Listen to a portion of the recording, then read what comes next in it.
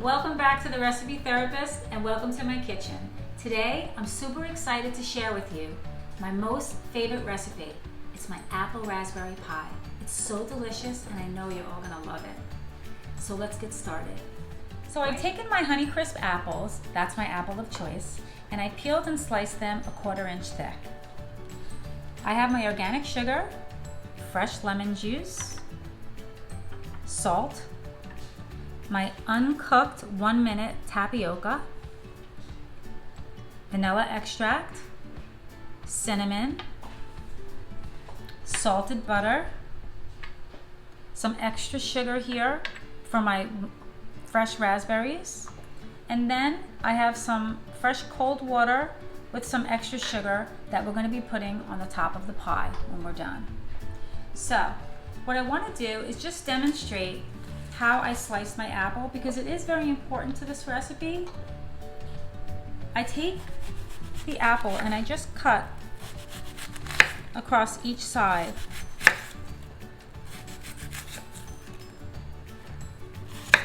Cutting off any of the skin that might be left over or any of the core, like that. And then, like I said before, I slice it 1/4 inch thick.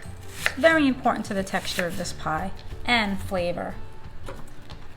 After this, we're going to start adding our ingredients to the bowl.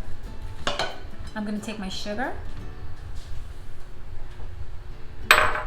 my lemon juice, and I'm just going to give that a quick stir just to incorporate. Okay, so now I'm going to be adding my uncooked tapioca. In lieu of fresh flour or other thickening agents like cornstarch, I find tapioca is just incredible. I'm going to give that a quick stir. Make sure that it's evenly incorporated because again, this is the thickening agent of the pie. Then I'm going to add my salt and my cinnamon. Give that another quick stir. Make sure that that cinnamon gets incorporated evenly over all the apple slices. You'll begin to see that it's going to start to create its own juice, and that's excellent because we got the tapioca in there to pull all those juices together. It just makes great flavor. Okay, and then I'm going to add my vanilla extract. And I don't want to miss a drip of this. It's so good. And I'm going to give it another quick stir. And everything is coated very well, as you can see. Okay, now what I'm going to do is, typically I've made pie crusts for this, but you know what? I found through the years that these frozen pie crusts work just as well, so I use them.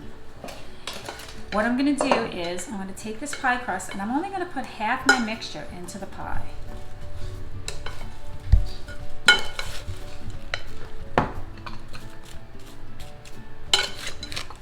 I'm just going to place it in there evenly, almost like flat, because we still have to add our raspberries and the rest of our remaining ingredients. And this pie, by the time we're done with it, it's going to be set pretty high, but don't worry, as it cooks in the oven, it's going to come down and it's going to be just perfect. So I'm just going to put this to the side for a moment. I'm going to take my fresh raspberries and I'm going to add a little extra sugar to them, just to sweeten them up a bit. And I'm going to take my spoon, and I don't want to crush the raspberries. I want them to stay whole.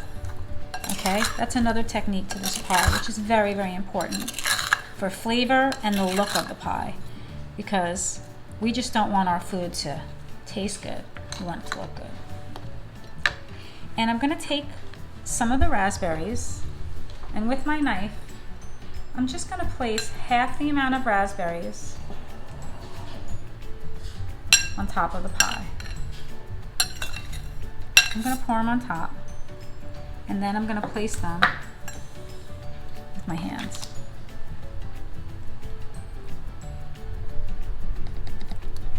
Because when you bite into this pie, I really want you to have the best of both worlds with the flavor of these fruits. Okay, maybe I'll just put one more over there. That's looking good. Okay, and then I'm gonna take the rest of my apples and I'm gonna, again, place them on top. Okay, so now we're gonna show you how to make the top of the pie. Okay, so now we're gonna finish the pie and we're gonna complete the top of it. Right here, I have my pre-cut butter. I'm gonna place it on top.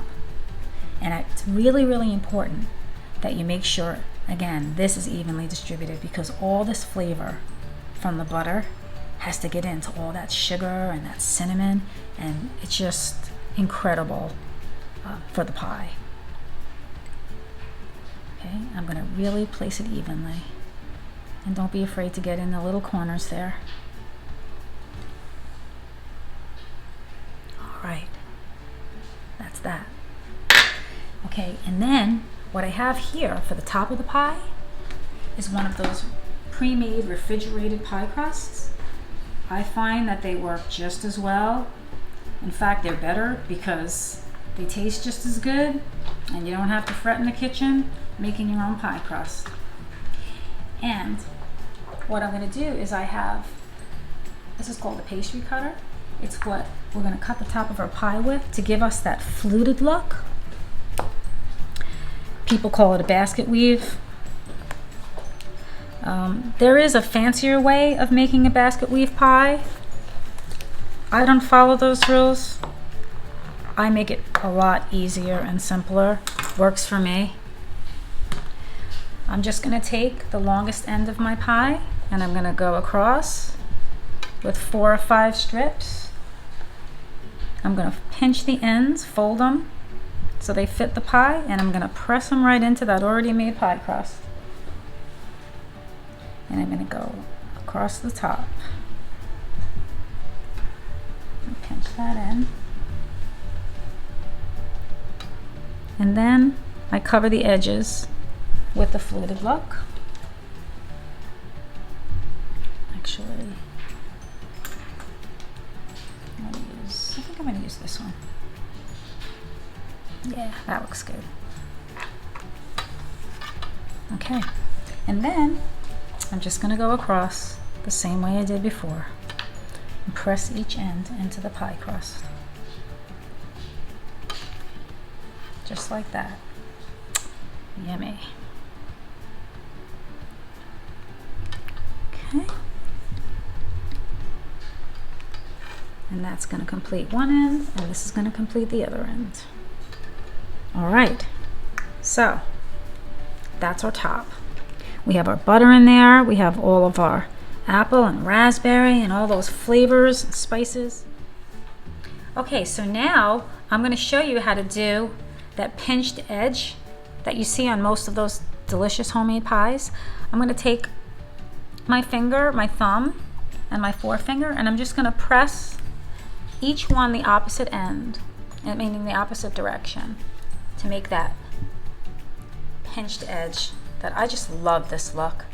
A lot of people take their fork and do that, you know, pinched fork edge. I like this one. Look, there you go.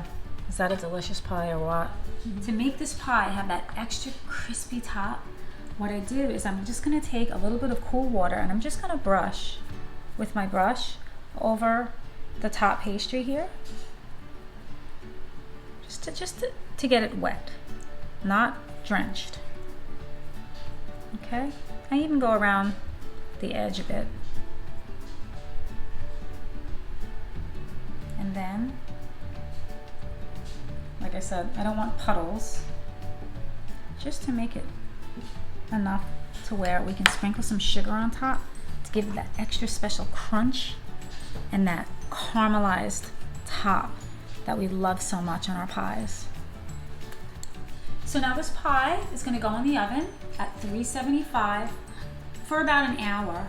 Depending on how hot your oven is, it could be anywhere from 55 minutes to an hour, but mine works for about an hour. And over here I have a cookie sheet ready because this pie is, while it cooks, it is going to drip. So we don't want to make a mess of our oven.